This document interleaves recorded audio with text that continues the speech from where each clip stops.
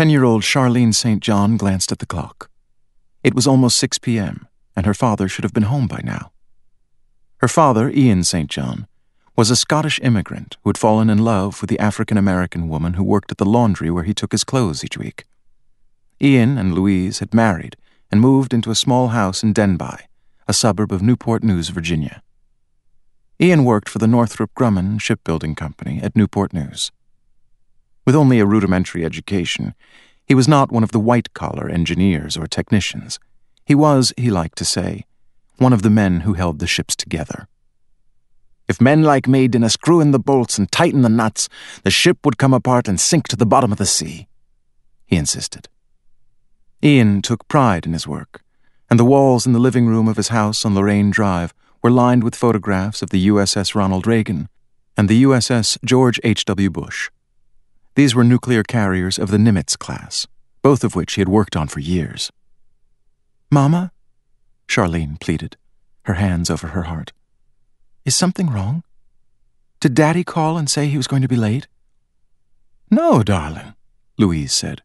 "But you know what your daddy says about traffic on Warwick Boulevard. In the morning, going toward the shipyard, it's like pushing down on a coiled spring, and in the evening, coming back home, it's like pushing on that same spring from the other direction. I'm sure he's just tied up in traffic or something, probably a wreck somewhere, and that brings traffic to a complete halt." "Oh," the girl said. She put her hands to the sides of her head. "Oh, Mama, there was a wreck, and Daddy was in it. Daddy is dead." "Charlene, what are you talking about?" Charlene began crying inconsolably. "Hush now, dear," Louise said. "You want your eyes looking all red when your daddy comes home?" "He's not coming home, Mama. Never again," Charlene said. "Now, Charlene, stop it. You're making me nervous." The doorbell rang. "See, there's your daddy now." Though even as Louise said the words, she had a sinking feeling. Why would Ian ring his own doorbell? When Louise opened the door, she saw 2 uniformed police officers standing on the front porch, a black male and a white female. The police car was parked out on the street, right in front of her house. "Mrs. St. John?" the male police officer said. "No," Louise said quietly, so quietly that she could barely be heard. She held her hand out in front of her, as if holding the police officers off, and stepped back into the house away from the door. "No, no, dear God in heaven, no." "May we come in for a moment?"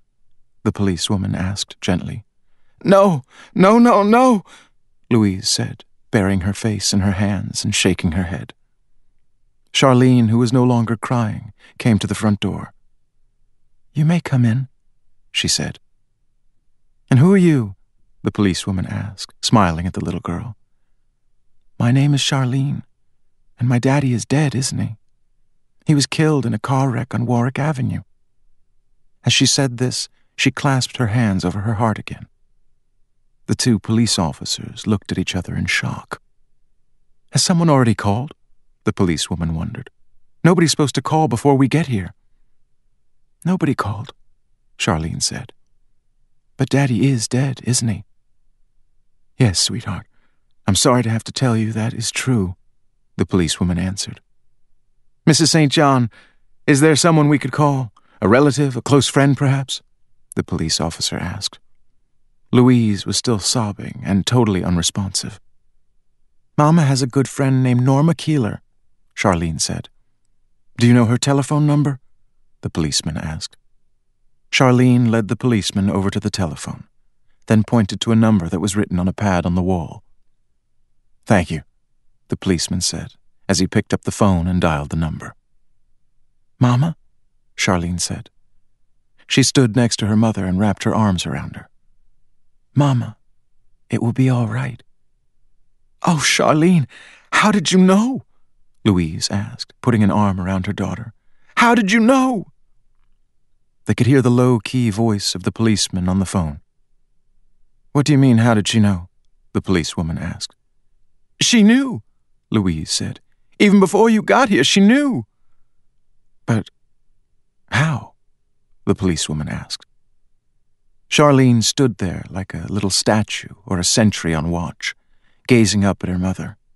Then turning to the lady cop, she quietly said, "I felt it.